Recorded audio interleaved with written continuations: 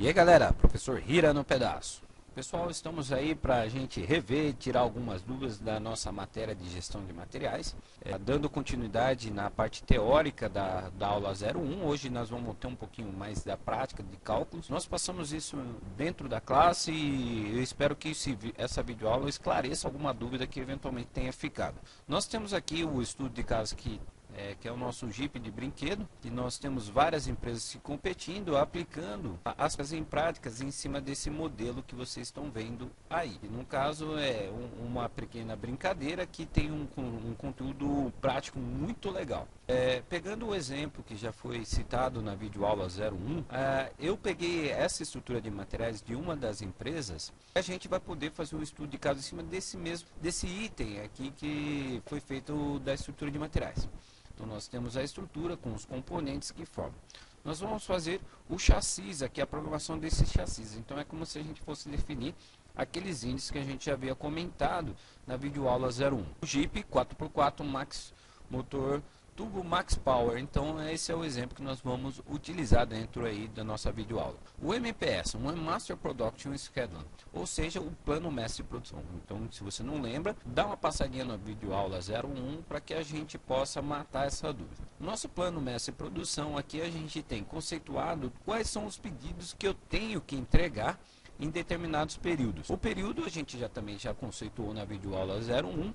No caso aqui, cada período significa uma semana, tá? Então a gente tem na semana 1 entregar 120 carros, na semana 2 118, na semana 3 124, na semana 4 119 e assim por diante. Então, lembro vocês que o plano mestre de produção é o agrupamento dos pedidos para que a gente possa fazer todo o planejamento de materiais aí até da manufatura. Então nós vamos fazer a programação do chassi. Eu lembro vocês que tem aqui, ele é um item comprado, né? A gente está vendo aqui, nós utilizamos uma peça por estrutura, aqui não está anotado, mas o lead time desse componente é de 2 períodos, tá? Então pessoal, a primeira etapa que a gente precisa definir é que nós vamos usar aquele negócio chamado desvio padrão. O desvio padrão é aquele negócio que foge da normalidade. Para fazer esse cálculo não é difícil, nós temos aqui definidos aqui o MPS. O MPS nós sabemos que utiliza, no caso a programação que nós vamos fazer do chassi, ele utiliza uma peça por item. Então se a gente for programar 120 carros, nós vamos precisar de 120 chassis. Se nós formos programar 118 carros, nós vamos ter 118 chassis. A primeira coisa que nós precisamos achar é a média de produção desse componente. Então nós temos aqui, não tem segredo, tá? Então temos aqui que somar todos os períodos, tá? Que no caso vai dar 1202, e dividir pela quantidade deles, que no caso aqui nós temos 10. Então ficará a média de produção em torno de 120,2. O desvio padrão ele é formado a fórmula dele é feita pela raiz da demanda 1 menos a demanda média ao quadrado, mais a demanda 2 menos a demanda média ao quadrado, e assim por diante, dividido pelo número de períodos menos 1. Então, substituindo já na fórmula. Não tem segredo, pessoal. Vocês estão vendo que é muito fácil. É trabalhoso, mas não é difícil. Nós temos aqui, período 1. Período 1, 120. Menos a média padrão, 120,2 ao quadrado. Mais a demanda 2, que é 118, menos a média, 120,2 ao quadrado. Mais 124 menos a demanda média, 120,2 ao quadrado. E assim por diante, vocês vão fazer isso até o final do período. Depois, o N, que é a quantidade de períodos, menos 1.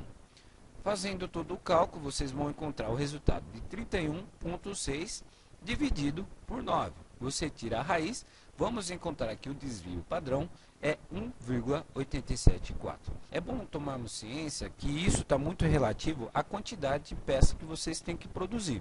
Então, toda vez que mudar a quantidade da estrutura, vai mudar o desvio padrão. Por isso, fiquem atentos. Fator de segurança. Isso aqui eu não estou inventando não, tá, pessoal? Isso aqui é uma coisa que existe numa tabela estatística, onde através do fator de serviço você vai encontrar qual que é a fórmula disso aqui. Isso aqui tem uma porrada de forma, tem uns par de doido que só pensa nisso aqui. Mas isso aqui é uma tabelinha e a gente sempre vai usar esse valor em torno de 95%. e nós teremos um índice satisfatório para fazer um cálculo. Então, quando a gente fala um fator de nível de serviço de 95%, nós estamos falando que o fator de serviço dele é de 1,645. O desvio padrão a gente já calculou que é 1,874. O fator de segurança nós vimos na tabela no item anterior. O lead time eu defini que é 2 e a periodicidade é 1. Então, a forma que nós vamos definir para calcular o estoque de segurança é estoque de segurança é o fator de segurança que é 1,645 versus o desvio padrão versus o lead time que é 2 dividido pela periodicidade. Então, substituindo a fórmula, nós temos aqui o desvio padrão de 1,600, o fator de segurança de 1,645 versus o desvio padrão que é de 1,874 versus o lead time que é 2 dividido por 1. Vai dar um estoque de segurança de 4,359. Traduzindo, pessoal, nós vamos ter aqui no índice mínimo, aqui no estoque mínimo, a quantidade de 4 peças que vai poder te suprir sem ter que você parar em algum momento por alguma coisa que pode acontecer, por falta de matéria-prima, atraso de entrega ou qualquer outro item que é passível de acontecer aí nas empresas. Então a gente acabou de estabelecer esse estoque mínimo. Então a gente tem 4,359, que é praticamente 4 chassis que você tem que manter no estoque. Por que 4 chassis? Porque a gente consegue visualizar aqui no MPS que não tem nenhuma variação acima de 4. Nós temos 120.2. Então, por exemplo, a gente não tem nenhum índice aqui que vai fugir disso aí, que é, por exemplo, um consumo de 125 peças.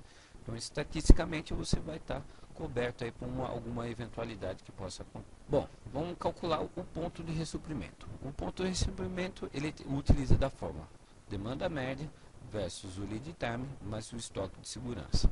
De novo, pessoal, não é difícil, é só a substituição de forma. A demanda média a gente já tem, que é de 120.2, vezes o lead time, que é 2, mais o estoque de segurança que acabamos de calcular. Então, ele vai dar 120.2 mais 4,359 dá um ponto de ressuprimento 244,759. Então, a gente está dizendo que você vai consumir o material, vai reabastecer e quando ele passar por esse momento aqui de 244 que a gente calculou, ele vai disparar um pedido. Vai ser o tempo suficiente de 2 períodos para que você possa chegar a um índice de estoque aqui sem problemas, que ele vai reabastecer e não vai faltar material. O estoque máximo, pessoal, também a gente vai utilizar dessa forma o estoque de segurança mais o consumo médio versus o lead time. Nós temos o estoque máximo, também com apenas uma substituição de forma. O estoque de segurança nós calculamos ele nos primeiros cálculos, que é 4,359, está aqui ele citado, mais o consumo médio, que é de 120,2, versus o lead time. Então, a gente chega no índice de estoque máximo de 249,118,3.